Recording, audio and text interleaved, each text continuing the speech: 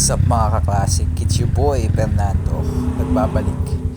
At then, pag-usapan natin ngayon ng kung kamusta na itong motor na to after 1 year.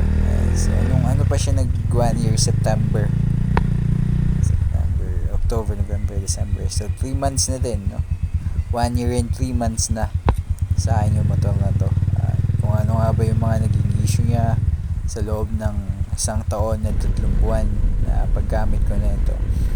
So hindi ko siya ginagamit na pang daily use. So kapag may mga pinupuntahan lang paminsan-minsan, parang twice a week, ganun ko lang siya nagagamit. Or kapag may mga rides kami, pinakamalayong ride na nagamit ko to siguro 2 oras na rides. At puro packet pa yun, patirik na uphill. At hindi naman ako pinaya ng motor na to. So ayan, ano nga ba yung mga naging problema sa loob ng isang taon at 3 buwan na paggamit ng motor na to? Or meron nga ba or wala? So isa sa mga napansin ko lang, no, sa paggamit ng motor na to, meron siyang tagas, konting tagas sa loob ng isang taon na paggamit ko. Meron siyang konting tagas din sa may ilalim. So kapag nag-change oil ako, nililinis ko syempre yung may bakal dun sa may ilalim para walang oil na nakalagay dun. Pero kahit na ganun, may mga pagkatapos kong mag-rides or gamitin siya, may mga konting oil ako nakikita dun. At yun nga yung napansin ko na, pero parang meron siyang konting tagas. Pero ewan ko kung normal lang ba yun o hindi ko pa siya napapacheck, pero papacheck ko pa siya yan sa next na change oil ko kung bakit na ganun. At yun, na modified na rin pala itong aking keyway, no? Yung gulong, upuan, tambucho. At ganun din kasi nung palit ko siya ng tambucho, hindi ko na pa-remap. So maraming may mga pagkakataon na may mga backfire siya. Malakas talaga yung backfire, lalo pag naka high RPM na, malakas yung backfire niya. Pero hindi naman ganun na nakaka-apekto na sa pag-rides or sa performance ng motor. So para sa akin, sa loob ng isang taon, naman masyadong naging sakit sa ulo kasi napaka ayos niyang gamitin, no? Kapag may rides kami, hindi niya ako pinapahiya, hindi ako tumitirik. Nakikipagsabayan to sa mga branded na motorcycles na kasama ko sa rides. So ayan, sobrang astig at na-enjoy ko talaga ang paggamit sa highway. At ayan, siguro itong short ride na lang na to bago matapos ang taon. At samahan niyo akong enjoyin ang aking isang taon na 3 buwan ng Keyway CR152. Wala akong masyadong naging problema, yung mga nabanggit ko lang.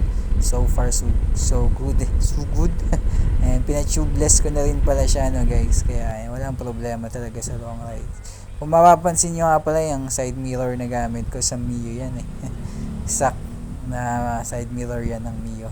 Naka-bar and side mirror ako dati, kaso bumiyahe akong pabulakan. So inisip ko baka may mga enforcer sa daan, so pinalitan ko muna. At ayoko nang ibalik kasi okay naman, maganda naman yung dating na itong Mio, bagay naman siya. At least mas kita ko pa yung mga sasakyan sa likod, which is kailangan ko. At kung mapapansin nyo, tabingi siya kasi sa my right side.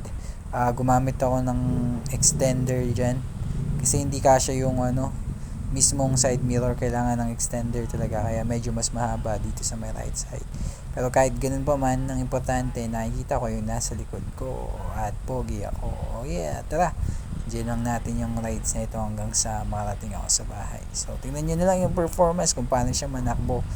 Napaka-astig pa rin talaga. So yun lang mga kaklasik, peace out, it's your boy Fernando. Let's enjoy the ride. And so ibagsak na natin ang tinatawag nilang cinematic mode. Let's go.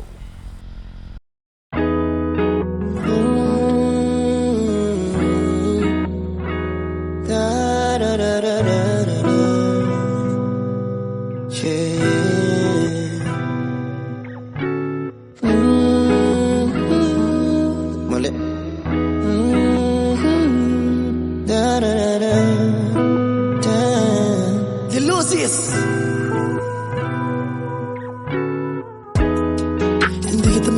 sa daan.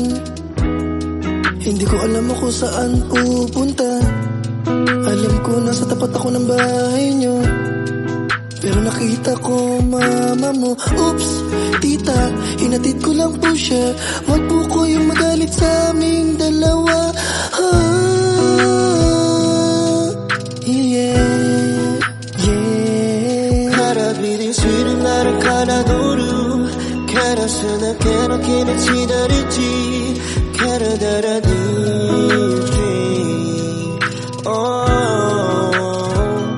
그나로 자라 그란다라 기나지 거노시나 페나 가라데나루 가라다라니지